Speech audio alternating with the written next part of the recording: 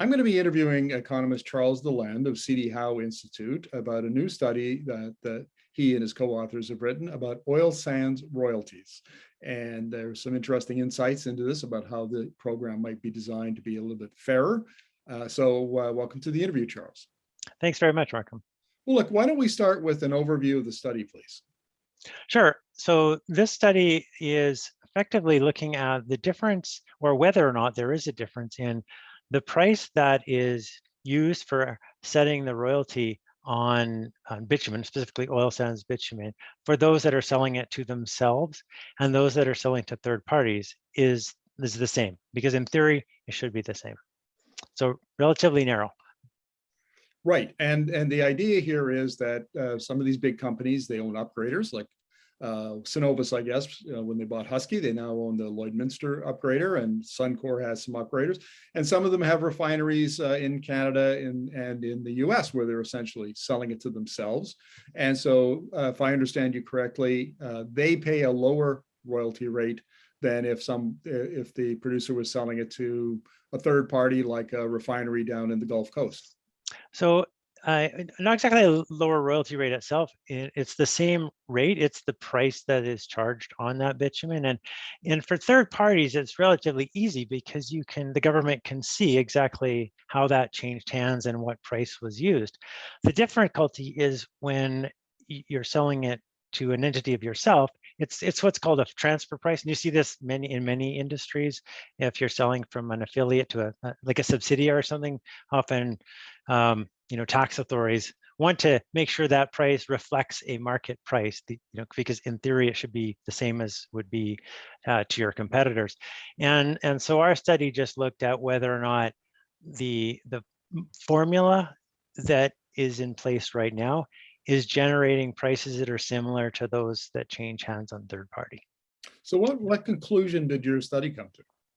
Ours looked at last 5 years of data. Just for a bit of background, one of the things that came out of the last royalty review was a commitment from the Alberta government to make public many of the royalty, much of the royalty data. So we have now visibility, more transparency on what's actually being paid by these companies. There are some commercial considerations, but generally it's a fairly transparent set of data. So this is one of the benefits for people like me and for the public who can now look at this data.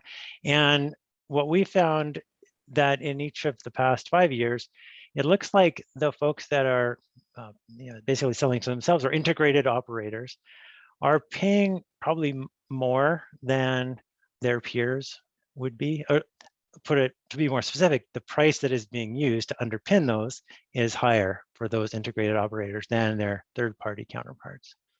And does that mean if they're paying a higher price that they're paying lower royalty rate? They'd actually be paying more. If the price is higher, they would be paying more, all else equal. Now, as you know, with the oil sands, it's very specific project to project. But if we pretended they're all exactly the same, then those folks would actually be paying higher royalties, not lower, than the folks that are selling to the open market. Well, that's interesting. I would have expected the opposite outcome. And so what are the implications? Like, what recommendations do you make for the government to make changes to the royalty program? So, I mean, maybe a bit of background. One of the reasons that it was put in place was in the early days, there just wasn't much transparent data. There wasn't much third parties. It was mostly integrated operators.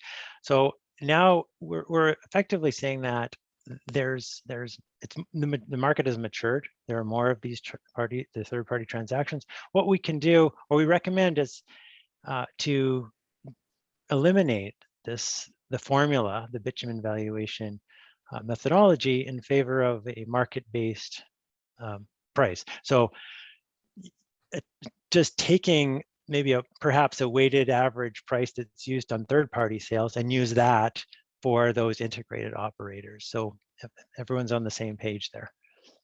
And yeah, so that's our effect. That's our basic thing. I mean, that there's details to be worked out, but replace that formula with market prices. So the benefit is prices are more transparent and I guess easier to calculate for both the government and for the producers, and a simpler system is more efficient. Is that the basic idea?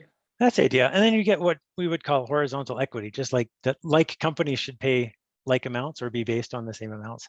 And the idea is that you don't want to either over incentivize or disincentivize those upgrading or those integrated operations, that it should just be based on the economics of the project itself, not anything to do with the royalty system.